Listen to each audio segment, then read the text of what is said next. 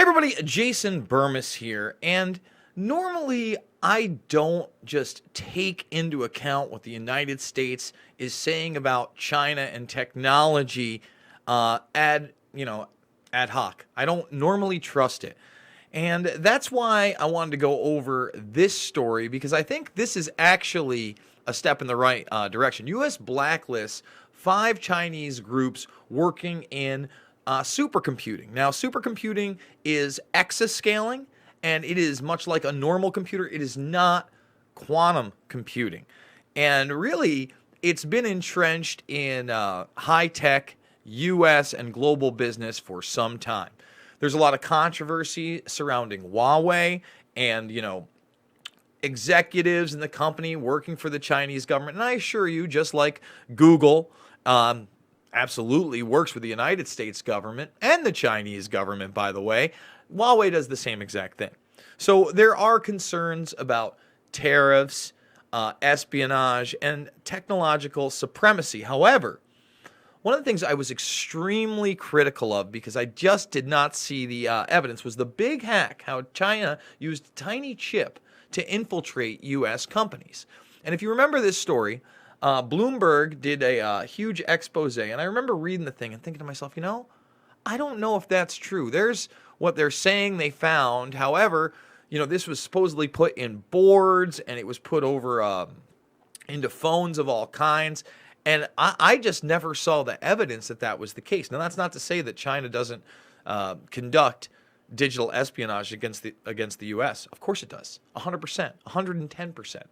But this next move, to me, actually makes sense. And AMD, which is the second largest chip maker in the world, behind Intel. And by the way, Intel does business with all these companies as well. But AMD had partnerships with one of the main companies that went down called Sugon. So we're going to read this, and I'm going to get some names wrong, and I apologize in advance. Thumbs the video up, share it, guys. I think this is an important topic, and I'm going to be following up on this because these China trade wars are going to leak into other parts of geopolitics. And although I'm not an expert on China, I've always talked about the globalization aspect, how it becomes more and more westernized through its culture, through its entertainment, through its clothing style, and the technology is shared, by the way. Then you have the authoritarianism that's already there, that's been built upon with their social credit score and more, coming to the United States. It really is a globalized process. But let's read this. The United States is blacklisting 5 Chinese organizations involved in supercomputing with military-related applications. You see, again, they work with the military here in many, many cases. And for instance, if you look at some of the commercially available stuff from Sugon, they talk about how the Secret Service and other agencies would like to be able to produce this stuff all in the United States, but they can't. Citing national security as a justification for denying its Asian geopolitical rival access to critical U.S. technology. And this is going to be a back and forth move. This is just, this is maybe like move 2 out of 200. And this is going to escalate. The move Friday by the U.S. Commerce Department could complicate talks next week between President Trump and his Chinese counterpart, Xi Jinping, aimed at de-escalating a trade dispute between the world's 2 biggest economies. Now, obviously, the timing in this is for that meeting. It is a strategy. This is where I'll give Trump and his administration credit. I think that some of these tariffs are a good thing. Now, on the flip side of that, are we going to start paying more for all our little trinkets and goods? More than likely. And I don't know how much of an economic impact it's going to be, but I think it's like 25% of $250 billion is the new tariff rate. So that could be a large increase on Chinese goods that are shipped over here. The 5 blacklisted organizations placed on the so-called entity list include supercomputer maker Sugon, which is heavily dependent on U.S. supplies, including chip maker Intel, NVIDIA, and advanced micro devices. Now, those are all huge for the dorks out there like myself. NVIDIA, obviously, first of all, AMD, which they're partnered with, which we'll get into in a moment, and NVIDIA are the 2 main makers of graphics cards. And graphics cards, for instance, are one of the only reasons I'm able to broadcast like this. Don't get me wrong. You can do maybe one with a nice i7 or now i9, maybe even 2 streams. But if you really want some brute force, if you want to put graphics in there, you want a smooth thing, you want, I got a GTX 1080 in this. The RTX line is already out. And believe me, there are even more higher scale ones for video editing, such as the Quadro series, etc., etc., etc. Now, a lot of those parts are produced overseas anyway, in plants like Foxconn and, South Korea, Samsung, all those people over there, they're also making chipsets. So we could talk about Qualcomm, etc. It's going to be interesting to see where this goes. Now, when they start talking about what an exascale computer can do, it is a Chinese Army Research Institute, which was banned, by the way, I can't even pronounce it, along with Sugan, and are involved in China's push to develop next-generation exascale high-performance computing to assist with military modernization. Now, again, this is so different than quantum computing. Let's talk about quantum computing. This is essentially, I think it has a quintillion flops. It's a billion times a billion flops per second, which is aggressive. But it still uses that brute force on, off, 1 and 0 technology. In other words, you can look at binary code, for instance, zeros and ones as on and off switches. And it's still using that tech to compute things. Whereas a quantum computer, and there's different levels of that. We can talk about quantum annealing, true quantum computers.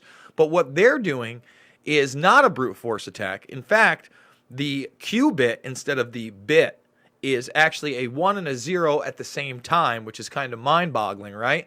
And then it also seems to have what they call a quantum entanglement with perhaps another object that is in no relationship to it at all. It's interesting theory, and I've checked out the D-Wave systems and the lectures by Geordie Rose and others, and it's something that also will be competing with these guys. Big time. Big time. So let's talk about the AMD connection quick. We're going to scale down a little bit. Where is that AMD connection? There it is right there. Of particular concern to China hawks in the Trump administration, Trilio added, is Sugan's move to develop a next-generation processor of its own. It licensed one generation of AMD technology as part of a 2016 joint venture in which Sugan's subsidiary has an ownership stake. An AMD spokesperson said the company was reviewing the order to determine next steps related to our joint venture.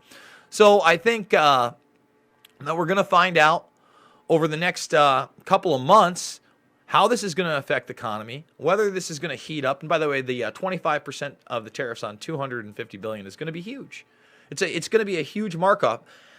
And I got to wonder, is that going to affect the market of some of this technology? What do I mean? Well, with cryptocurrency, right? When cryptocurrency is hot and moving, those same GTX cards that were retailing at $400, $500 were suddenly going for $700, $800, even though it was dated technology. And you've seen the market slightly go back to normal, but, again, Bitcoin's up, crypto is hot, and these cards can go for big, big money. And that's just on a small scale. Because, again, when we talk about supercomputers and exascaling, we are talking about military applications. Well, let's talk about military applications really quick. As things heat up in the Gulf region, and we talked about that, do you think, forget about Russia for a minute, do you think China, who all of a sudden we're in a trade war with, and we're having business dealing problems with, technology problems, is going to say, oh yeah, cut off our oil too? Do you really believe that? And they're just going to allow it? And we've talked about, their naval ability and how they've increased so much in the waters. And let's be honest, this is a society that has put people to work and pushed forward. No one was, even in the 80s, guys, when I was growing up as a youngster, no one was really talking about China as an upcoming economic superpower. What were we talking about? Honestly, Japan. Japan and them building these cars and being more efficient. That was the big scare, that Japan was going to take over. Even you watch Ross Perot, for instance, and that was a big talking point on his run there. But China is very real, and I would hate to be in any kind of military conflict with them. I think we need to work this out. At the same time, I don't think that we should be giving our technological secrets. So we'll see where this goes. Again, I should have James Corbett, because he's probably a lot more knowledgeable than I am on this subject. but it's something we need to take a look at. And if you enjoyed this, guys, and you're new to the Burmist Brigade, by the way, and you're not subbed, this is just one of the many topics we talk about, from Assange to Iran to Jimmy Savile to the murder of that state senator to the Egyptian ex-president's death in court. The Bohemian Grove, we do great interviews with people like Richard Andrew Grove. We did one with Robbie Martin yesterday of MediaRoots.org. And we even have Eric Jackman on time to time, the world's greatest Donald Trump impersonator. We try to have some fun, too. We try to have some fun here. So, guys, if you're not subbed, please sub now. Join the Burmist Brigade. Ring that bell for notifications. But we're doing so many videos, guys. Just go up here, star the blue, come back. There's probably going to be something new for you. And once again, I am 100% on my own and well over a fifth of the way there for this monthly goal, which is great because we're on day 6. We're on a pace. $5, $2, $1, whatever you can give. You like independent media. That's not about left or right. That's talking about issues others won't. And not trying to fearmonger, by the way, but give you the straight dope. Well, that's what we're doing. That's what we're doing here. And I couldn't do it without you guys. So thank you very much. And I'll see you all on the flip side.